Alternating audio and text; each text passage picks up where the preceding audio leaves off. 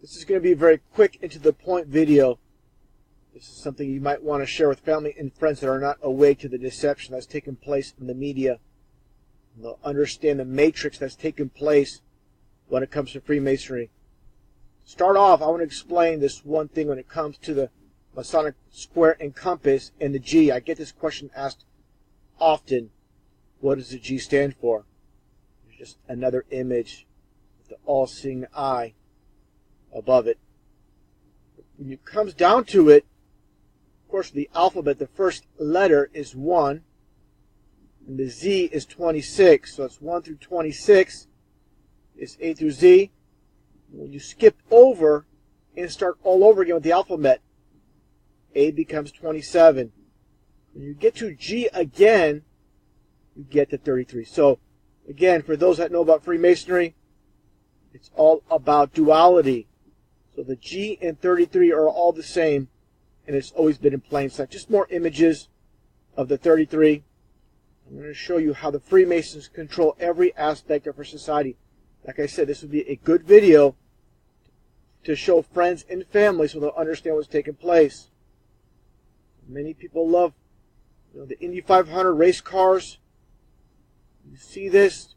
There's 33 cars in this race, and people, they focus on the cars. They don't focus on the other aspects and the details. There's 33 cars. Again, this is a Freemasonic enterprise. And when you look at the checkerboard, same exact thing. It's all about Freemasonry. And these are the architectures of our society behind the scenes. The Freemasons. Understand one thing. You have your local lodges, and they're not the ones that constructed society. They're the ones on the very bottom that's feeding the very top of Freemasonry. I'm going to talk about the number 33 again, just like the Indy 500 with 33 cars. I've mentioned this before with rituals when it comes to the Super Bowl. With the power outage at the Super Bowl at the Superdome. Interesting enough, the dome, which represents the flat earth, this is one of the reasons they hold the Super Bowls in the Superdome. Just more mockery. Again, with more news stories, with the supposed TSA officer being killed after bleeding to death for 33 minutes. This is their code, that they're behind it. They're telling you that they are behind it all. Just little hints, again, that they're behind these supposed news stories. The shooter himself, the supposed shooter, Paul Anthony Ciancia. It's CIA and CIA. This is how they love to mock and tell you that they're behind these stories. They're all about mockery. I've said it so many times. We're taking a look at the O.J. Simpson trial. O.J. supposedly gets 33 years in prison for stealing back his own merchandise.